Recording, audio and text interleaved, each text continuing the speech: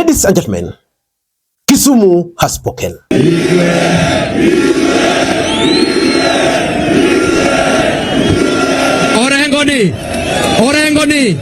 Orengo ni enosie po Makwiny Wanachi. Orengo ni Jokanyanam negi wacho no kwachop kaka wuono donge wachopo. Linda Wananchi managed to storm Kondele in style. Wacha nichukue nafasi kukaribisha Edwin Sifuna.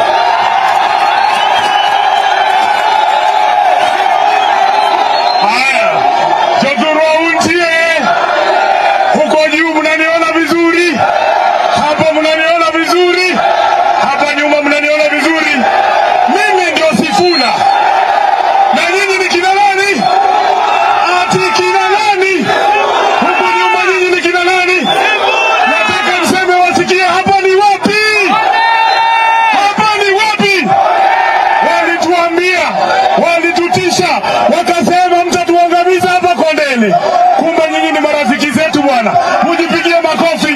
Mujipigie makofi. Sisi tunamojua watu wa Kisumu, nyinyi ni wapenda demokrasia. Mtu akuja aseme yake, aende, mwingine akuja aseme yake, si ndio? Na mimi nataka nishukuru watu wa Kisumu.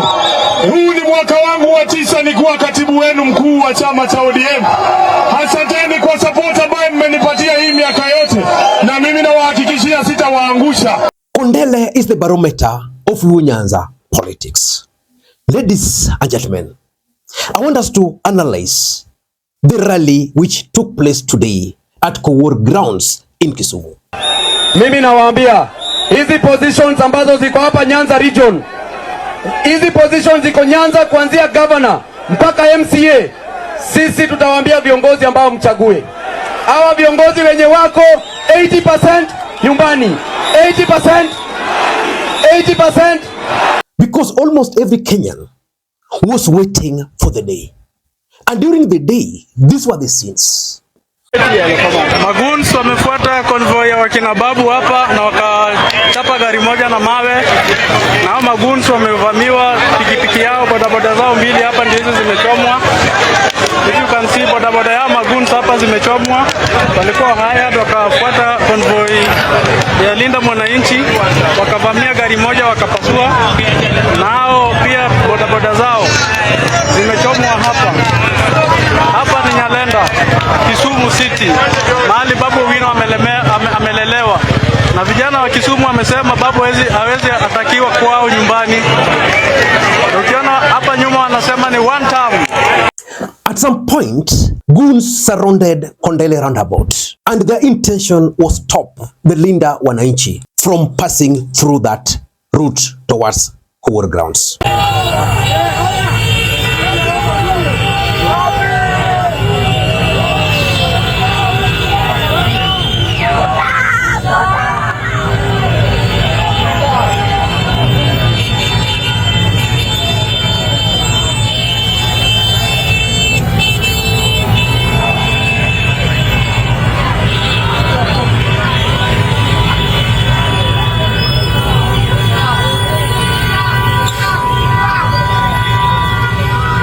But at the end of the day, they held one of the most, in my view, successful political rally ever since they began their tour of the country. Babu Owino managed to outwit these guys. In fact, in my next video, I'm going to explain to you guys how Babu Owino managed to outwit the ODM brigades who are trying to stop him from accessing the venue. Before we do that, in case you're watching this channel for the first time, please take a second or two, click that subscribe button so that next time we produce a video like this, YouTube will automatically notify you. Ladies and gentlemen, I followed the Linda Wananchi event from Vihiga yesterday, although yesterday I was out of town. And today, since morning, I followed it. At some point, I even went up to Kondele, went up to that ground. And I was almost caught up somewhere in Kachok, when I think there were some running battles. But at the end of the day, I noted 3 things. The first thing I noted was the turnout. This was a massively attended rally.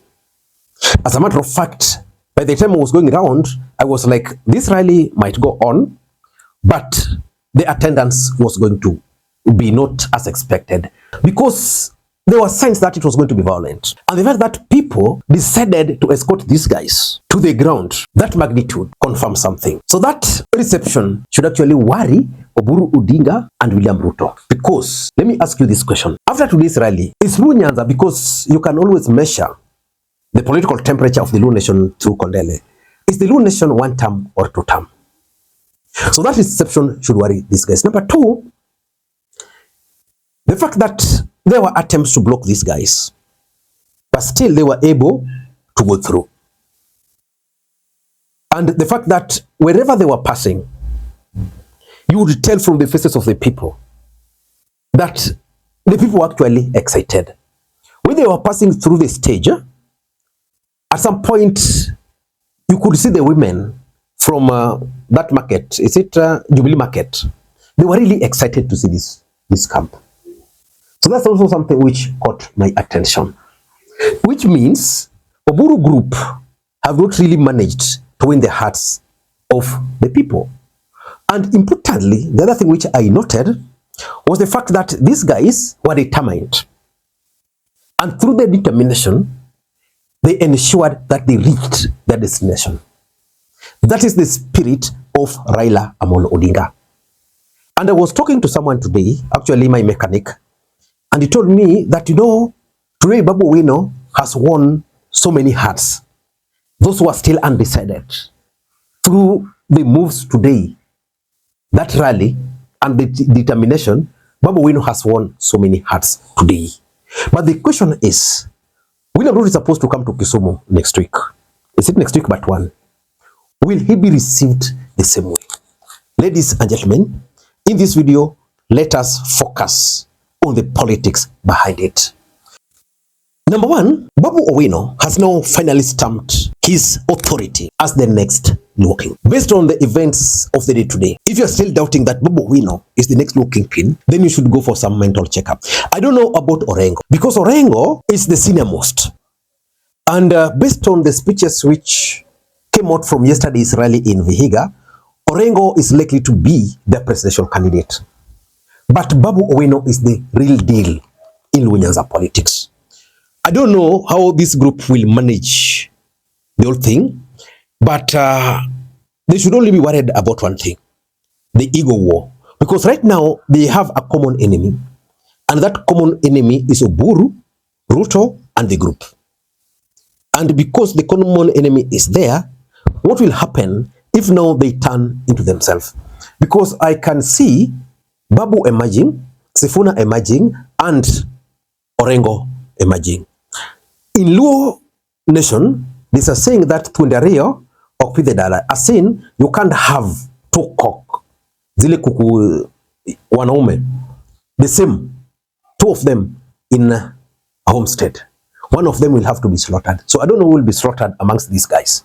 But the truth is, if they will be able to hold up to the next election, then I can tell you, William Ruto ataona tabu. Number 2 is a question which I want to ask. Is the Luo nation really 1 term or 2 term? Because before this rally, the Luo nation were really under attacks, especially after Ososi was attacked in KISUMU, and you also saw what happened to Onyonka in Bondo. The Luo nation were being attacked really. But my question is, are they really 1 term or 2 term? I'll be waiting for answers to that, because if you talk to people, they're like, Babu is the deal, Orengo is on the right trajectory, Sifuna is the deal. But again, they are saying we can't follow Gachagua, So you still don't know. Which means, if these guys were to run for the presidency the way they are, then they will not vote for Ruto. That one I can assure you. But if they will not be on the ballot as a presidential candidate, then if they join Rigathi, I can assure you, probably they might not go to that direction. But again, the question is Luo nation really 2 term or 1 term? For me, based on today's rally, Oburu and the group will still have a lot of work to do. Number 3, And this is now something which is obvious. Oburu Oginga and the group, that is Gladys Wanga, Junet Mohammed and the group, they have serious disconnect with the ground. Babu Owino and Edwin Sifuna, you can clearly tell that they're easily connecting with the Baba base. So the question is, why is Oburu group not connecting with the ground? Probably because of the brand of politics they are playing. Raila Odinga supporters, and this is something which I've always maintained, always love firebrand politicians. If you are a firebrand, then you can rest assured that you'll easily win their hearts. Oburu is not firebrand. Who is firebrand on the other side? Zero. Probably some Atandi, although some Atandi is, like for example, as much as people were attacking Atandi, what he said yesterday is actually what ODM supporters love. So you can be rest assured that those who are still with Oburu group, now Atandi is their hero. Because Atandi told these guys that you really haitafanyika. That's firebrand politician. Those are the politicians which these guys want. For example, if Atandi were now to join this group with that firebrand brand of politics. So Oburu and the group, there's a disconnect. So they must figure out how to resolve that disconnect. And lastly, there is also the politics of goons, which is gaining grounds these sides of the republic. It has always been there. You can't say we don't have goon politics. It has always been there. In fact, Raila Odinga survived politically because of goons, men in black. And because I was in ODM, I know what I'm talking about. I remember at some point we were in Katwana and we were attacked. And what those guys did in that region, most of those guys will never forget. But the truth is, goons are following the firebrand politicians. And from what I'm observing, if Oburu and the group are not careful, they'll be left without the core support base of ODM. ODM has 3 core supporters. The women. That's why in Raila Odinga's rallies, you'd always see some very old women. They'll just tell you, Sasa Raila, Godo Odinga Osewacho. Baba yani, Jaramogi son has said, those old people, they'll always follow Raila.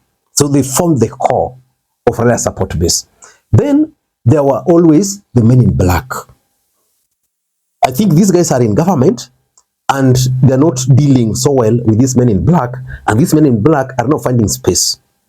I remember the other day, Raila Odinga staff's former men in black were being interviewed and they were like, nobody's even picking their calls.